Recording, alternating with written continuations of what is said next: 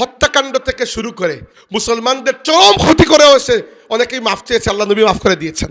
উদাহরণস্বরূপ রাসূলুল্লাহ সাল্লামের জীবনের সবচেয়ে কষ্টের মুহূর্তের মধ্যে একটা মুহূর্ত ছিল উহুদের যুদ্ধের পরে, যখন তিনি তার চাচা হামজা রাদিয়াল্লাহু আনহুর দেহটি দেখেছেন। উহুদের যুদ্ধে কাফিররা হামজা রাদিয়াল্লাহুকে শুধু শহীদ করে নাই, তার হাতের সব আঙ্গুল কেটেছে, পায়ের সব আঙ্গুল কেটেছে, তার কান কেটেছে, নাক কেটেছে, তার বুক ছিঁড়ে কলিজা বের করে চিবিয়ে ফেলে দিয়েছে মাটিতে। এইরকম নৃশংসতা তারা দেখিয়েছে হামজা রাদিয়াল্লাহু আনহুর সাথে। এবং আমি ইতিহাসে পেয়েছি আরো কয়েকজন সাহাবীর সাথেও এরকম করা হয়েছিল, হিংসায়। কাফিররা বদর যুদ্ধে যে পরাজিত হয়েছিল এই হিংসায়।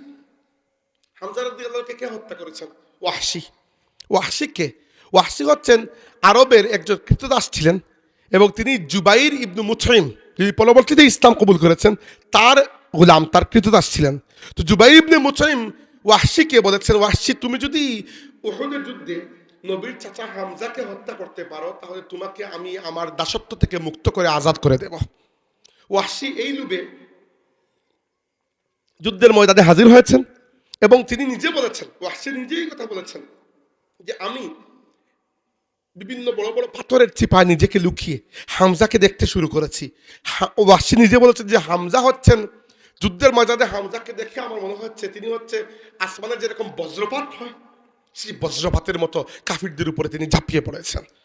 একটা মুহূর্ত এরকম পাই না হামজা রাদিয়াল্লাহুর হাতে কোনো ঢাল নাই, দুই হাতে দুই তরবারি নিয়ে আল্লাহ এবং তার রাসূলের জন্য জিহাদ করে যাচ্ছেন। একবার একটা দুর্বল মুহূর্ত তো আসে মানুষের মাঝে মধ্যে। একবার একটা দুর্বল মুহূর্তে হামজা রাদিয়াল্লাহুর যে শরীরের যে বর্ম, এটা উপরের দিকে উঠে তলপেটের জায়গাটা একটু খালি হয়ে গেছে।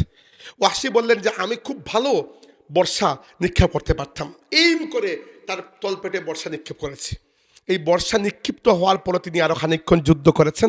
এরপরে যখন রক্তক্ষরণ হয়েছে, পড়ে গিয়েছেন, শহীদ হয়েছেন। এরপরে আবু সুফিয়ানের স্ত্রী হিন্দ বিনতে উতবা, তিনিও পরবর্তীতে ইসলাম কবুল করেছেন। তিনি ওয়াহশীকে সাথে নিয়ে গেছেন এবং হামজা রাদিয়াল্লাহুর দেহ মুবারককে কেটে ছিঁড়ে টুকরা টুকরা করেছেন। আল্লাহর রাসূল যখন এটা দেখেছেন, দেখে আল্লাহর নবী সাল্লাল্লাহু আলাইহি ওয়াসাল্লাম শব্দ করে কেঁদেছেন, শব্দ করে কেঁদেছেন।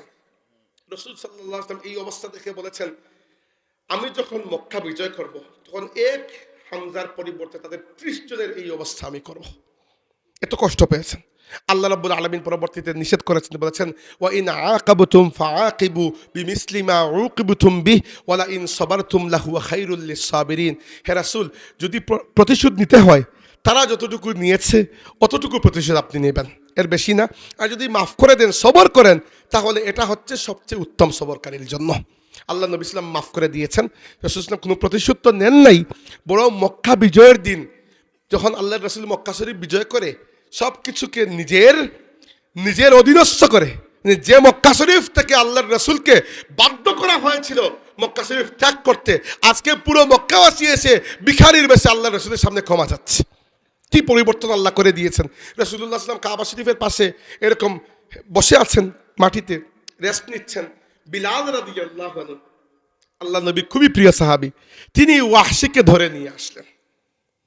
এসেই বললেন, ইয়া রাসূলুল্লাহ, ওয়াহশী আপনার কাছে এসেছেন মাফ চাইতে আর ইসলাম কবুল করতে। আল্লাহ নবী সাল্লাল্লাহু আলাইহি ওয়াসাল্লাম দেখেন, ওয়াহশী সেই ব্যক্তি যিনি হামজা রাদিয়াল্লাহুকে শহীদ করেছেন। হামজা রাদিয়াল্লাহু কে? হামজা রাদিয়াল্লাহু আনহু শুধু রাসূলুল্লাহ সাল্লাল্লাহু আলাইহি ওয়াসাল্লামের চাচা নন, আল্লাহ রাসূলের চাচা, দুধ ভাই। কারণ হামজা চাচা হলেও আল্লাহর রাসূল থেকে তিনি মাত্র 2 বছরের বড় ছিলেন। এই জন্য তাদের সম্পর্ক মূলত চাচা ভাতিজা না, মূলত সম্পর্ক ছিল বন্ধুর মতো, ভাই ভাইয়ের মতো। কারণ আবু লাহাবের একজন দাসী ছিল সুয়াইবিয়া, ওই মহিলা আল্লাহর রাসূলকে দুধ পান করিয়েছেন দাত্রী মা হিসাবে, আর ওই মহিলা হামজা রাদিয়াল্লাহু আনহুকেও দুধ পান করিয়েছেন। তাই আল্লাহ নবী সাল্লাল্লাহু এবং হামজা রাদিয়াল্লাহু আনহু একদিকে চাচা ভাতিজা, আরেকদিকে দুধ ভাই, আরেকদিকে বন্ধু, আরেকদিকে আল্লাহর রাসূলের সবচেয়ে বড় সাথী, সঙ্গী, পরামর্শক যারা, এর মধ্যে হামজা রাদিয়াল্লাহু আনহু একজন। এমনকি সাহাবা কেরাম তো বলেছেন যে হামজা রাদিয়াল্লাহু আনহু বেঁচে থাকলে ইসলামের প্রথম খলিফা আর ন্যূনতম 4 খলিফার মধ্যে একজন তিনি হতেন। এরকম সম্মান ছিল সাহাবীদের চোখে তার। সেই হামজা রাদিয়াল্লাহুকে হত্যা করেছে ওয়াহশী, আর আজকে আল্লাহ রাসূলের সামনে এসে উপস্থিত। রাসূল সাল্লাল্লাহু আলাইহি ওয়াসাল্লাম চেহারা মুবারক তুললেন, তুলে জিজ্ঞেস করলেন, আনতা ওয়াহশী, তুমি ওয়াহশী? কখনো তো দেখা হয় নাই। তিনি বললেন, নাম, জি আমি ওয়াহশী। জিজ্ঞেস করলেন, আনতা কাতালতা হামজা, তুমি হামজাকে হত্যা করেছ। সুবহানাল্লাহ, আল্লাহ নবী বলতে পারেন নাই। তিনি বলেন, ইয়া রাসূলুল্লাহ, আপনার কাছে আমার ব্যাপারে যত খবর পৌঁছেছে সবই সত্য। তখন রাসূলুল্লাহ বললেন যে আমি তোমার ঈমানকে কবুল করলাম, কিন্তু যদি পারো তাহলে আমার থেকে তোমার মুখটিকে সরে দূরে রাখবে, আমার সামনে আসবে না, কারণ তোমাকে দেখলে আমার চাচার কথা মনে হয়ে যায়। ওই ব্যক্তিকে আল্লাহ রাসূল মাফ করে দিয়েছেন, ওয়াহশিকে। হ্যাঁ, ওয়াহশী রাদিয়াল্লাহু আনহু পরবর্তী জীবনটা বড় কষ্টের মধ্যে কাটিয়েছেন এই চিন্তা যে আমি হামজাকে হত্যা করেছি, আমি আল্লাহর রাসূলকে এত কষ্ট দিয়েছি। এই জন্য তিনি পণ করেছেন যে বর্ষা দিয়ে আমি হামজাকে হত্যা করেছি, এই বর্ষার হক আমি আদায় না করে মারা যাব না। আল্লাহ রাসূল দুনিয়া থেকে বিদায় নেওয়ার পরে ইসলামের বিরুদ্ধে সবচেয়ে বড় যে দুশ্মন হয়ে উঠল সে হচ্ছে মুসাইলামা আল কাজ্জাব, ভণ্ড নবী। সে নবুয়তের দাবিদার হয়ে পুরো দক্ষিণ আরব তার ভক্ত হয়ে গেছে। সাহাবায়ে কেরামের সংখ্যা থেকে তাদের সংখ্যা বেশি। মদিনা সাহাবীদের উপস্থিতি প্রায় 20,000-এর মতো। আবু বকর রাদিয়াল্লাহু আনহু সেনাবাহিনী, সে প্রায় 40,000-এর বাহিনী নিয়ে ইয়ামামার যুদ্ধে মুসলমানদের উপর হামলা করেছে। আর মুসলমানদের সেনাপতি হচ্ছেন খালিদ ইবনুল ওয়ালিদ সাইফুল্লাহ রাদিয়াল্লাহু আনহু। আর ওই যুদ্ধের সৈন্যদের মধ্যে একজন হচ্ছে ওয়াহশী, আর তার হাতে ওই বর্ষা, যে বর্ষা দিয়ে তিনি হামজাকে শহীদ করেছিলেন। তিনি এই নিয়তে এসেছেন যে আল্লাহর রাসূলকে সবচেয়ে বেশি কষ্ট দিয়েছি আমি দুনিয়ার মধ্যে, আল্লাহর নবীর সবচেয়ে প্রিয়জন হামজাকে শহীদ করার মাধ্যমে। আজকে আল্লাহর রাসূলের সবচেয়ে বড় গুস্তাখ, সবচেয়ে বড় বেয়াদব মুসাইলামাতুল কাজ্জাব, যে নিজেকে নবী দাবি করে ফেলেছে, এর থেকে বড় বেয়াদব কেউ হতে পারে? আজকে আমি তাকে হত্যা করব। ওয়াহশী রাদিয়াল্লাহু আনহু, আল্লাহ তাকে এই তৌফিক দিয়েছেন, তিনি এই একই বর্ষা দিয়ে ইয়ামামার যুদ্ধে, যে বর্ষা দিয়ে উহুদের যুদ্ধে তিনি হামজা রাদিয়াল্লাহু আনহুকে শহীদ করেছেন, একই বর্ষা দিয়ে ইয়ামামার যুদ্ধে তিনি মুসাইলামাতুল কাজ্জাবকেও হত্যা করে জাহান্নামে পাঠিয়ে দিয়েছেন। আল্লাহ রাব্বুল আলামিনের কাছে যে কেউ তাওবা করে, আল্লাহ তার তাওবাকে এমনভাবে কবুল করেন যে তার অপরাধকেও আল্লাহ রাব্বুল আলামিন এমনভাবে পরিবর্তন করে দেন যে সে দুনিয়ার মধ্যে বহু বড় কেউ একজন হয়ে যায়। হাজির, আমি সংক্ষিপ্ত করছি, আমার 1 ঘন্টা হয়ে গেছে, 9টা হয়ে গেছে, আরেক জায়গায় যেতে হবে। কি বললাম আমরা? বললাম এটাই যে আল্লাহর রাসূলের সাথে যে ওয়াফাদারি, যে বিশ্বস্ততা, এটা আপনার আমার ঈমান বাঁচানোর সম্পদ। আমরা কিয়ামতের দিন, আপনি হয়তো হতে পারেন, আমি সেই রকম মানুষ, আমার দৃঢ় বিশ্বাস যে আমি আমার আমল দিয়ে তো আল্লাহর আযাব থেকে বাঁচতে পারবো না, এরকম আমল আমার নাই। তো আমার জন্য ভরসা হচ্ছে আমার নবী যদি আমার জন্য শাফাআত করেন, এইটাই আমার ভরসা।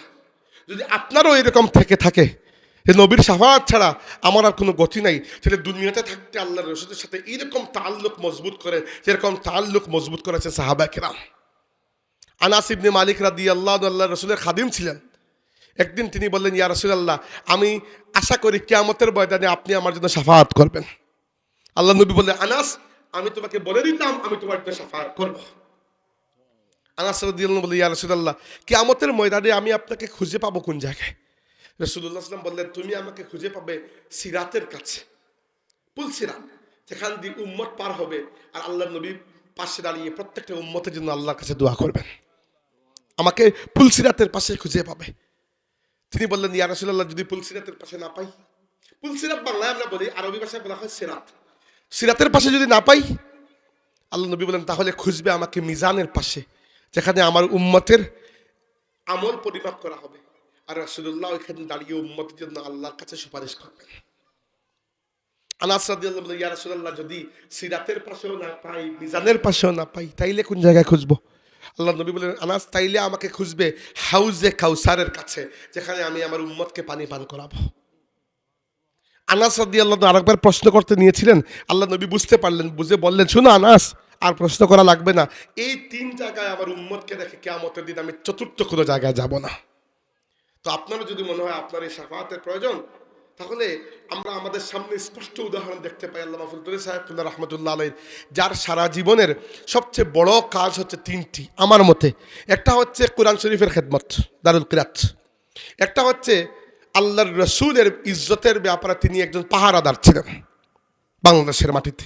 আর 3 নম্বর হচ্ছে বিভিন্ন জায়গায় শত শত মসজিদ মাদ্রাসা প্রতিষ্ঠা করে দ্বীনি খেদমতের একটা জারি কন্টিনিউয়াস দিনের খেদমতের ব্যবস্থা তিনি করে গেছেন। আমাদেরকেও এই আদর্শ হতে হবে। আমরা অন্তত পক্ষে যারা আহলে সুন্নাত ওয়াল জামাত নিজেদেরকে দাবি করি, যে মাসলাকই হোক না কেন, যারা আহলে সুন্নাত ওয়াল জামাতের আকীদায় আল্লাহর রাসূলের ব্যাপারে আমাদের আনকম্প্রোমাইজিং একটা পজিশনে যেতে হবে, যে আমার সামনে আল্লাহর নবীর ব্যাপারে কেউ কোনো বাকওয়াস করলে সে ফিরে যেতে পারবে না ইনশাআল্লাহ। আল্লাহ পাক এইরকম মহব্বত আল্লাহ আমাদের মধ্যে জাগিয়ে দিন। যতদিন বেঁচে থাকি আল্লাহর নবীর মহব্বতের মধ্যে বেঁচে থাকবো, আর যখন মারা যাব আল্লাহর রাসূলের মহব্বতের মধ্যে আল্লাহ যেন আমাদেরকে দুনিয়া থেকে বিদায় দেন। আমরা বলি আমিন। ওয়া আখিরু দাওয়ানা আনিল হামদুলিল্লাহি রাব্বিল আলামিন।